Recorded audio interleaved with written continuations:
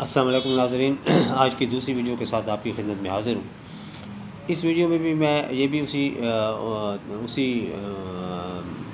جو سلسلہ ہے اسی کا ایک تسلسل ہے بے اولادی کے حوالے سے اور سپرم کے حوالے سے۔ اس میں ایک اہم چیز ہے جو اکثر رہ جاتی ہے تمام معالجین سے، چاہے وہ معالجین جو ہے وہ دیسی یونانی طریقہ علاج سے تعلق رکھتے ہیں یا پھر وہ معالجین ایلوپیتھک سے تعلق رکھتے ہیں۔ میں کسی ایک کی بات نہیں کر رہا، میں جو ہے وہ آپ کو جو بات کر رہا ہوں وہ اس جو ہے نا حوالے سے ہے کہ یہ بات ہر کسی ایک کو ٹارگٹ کیے بغیر میں تمام معالجین کے لیے میں یہ کرنا چاہتا ہوں۔ اچھا، اکثر جتنا بھی مطلب ہم علم میں آگے جا رہے ہیں، سائنسی لحاظ سے آگے جا رہے ہیں، یہ ایک حقیقت ہے، بہت زیادہ ہم نے ترقی کر لی ہے، لیکن کچھ بنیادی اصول ایسے ہیں جو پرانے اطباء نے بھی مقرر کیے اور پھر کچھ فلاسفہ جو تھے یونانی فلاسفہ انہوں نے بھی مقرر کیے۔ مثلا اب ہم جس طرح اس کا ہے یہ ایزوسپرمیا یا بے اولادی میں اکثر ہم بہت ہی زیادہ گہرے اور جزیاتی ٹیسٹوں میں پڑ جاتے ہیں اور ان کو ہم اس کے حوالے سے ہم علاج کرتے ہیں۔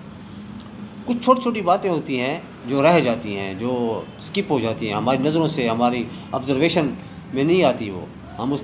اس کا مشاہدہ نہیں کر سکتے۔ ان چھوٹی چھوٹی باتوں میں ایک بات جو ہے وہ یہ ہے کہ ہم مریض کو ٹیسٹ رپورٹس دیکھنے کے بعد مغلظات بھی دے دیتے ہیں، مقویات بھی دے دیتے ہیں، اور اس کے علاوہ مولدات سے مراد یہ ہوتا ہے کہ مولد منی کو زیادہ پیدا کرنے والے ادویات بھی دے دیتے ہیں، یا پھر اگر ایلوپیتھک میں جائیں تو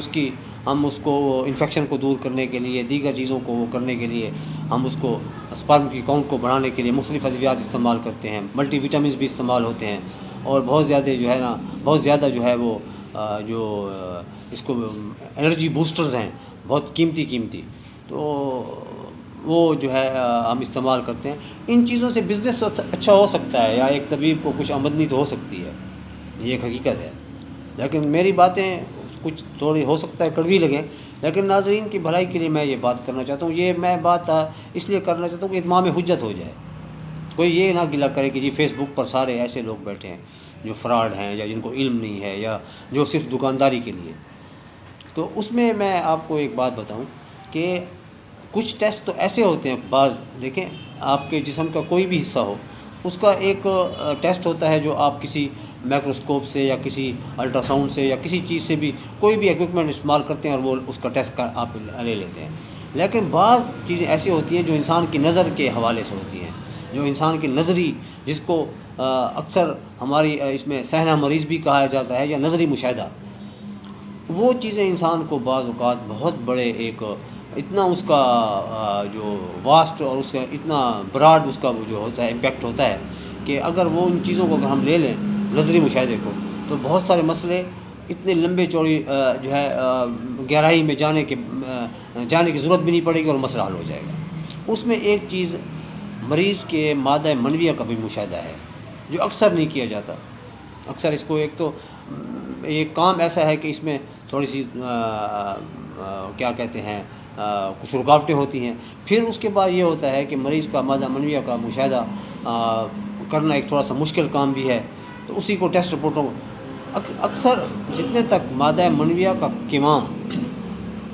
ہموار نہیں ہوگا، ہموار سے مراد یہ ہے کہ وہ ایک جیسا نہیں ہوگا۔ مثلا اگر اس میں جو گاڑھا کچھ حصہ اس کا گاڑھا ہے، کچھ اس میں پانی ہے، کچھ وہ جو ہے نا اگر اس کے دیکھیں مادہ منویہ جب اس کو بیرونی درجہ حرارت میں آتا ہے تو وہ پگھل جاتا ہے، لکوڈ فارم میں چلا جاتا ہے بہت زیادہ۔ تو اگر اس کا جو لکوڈ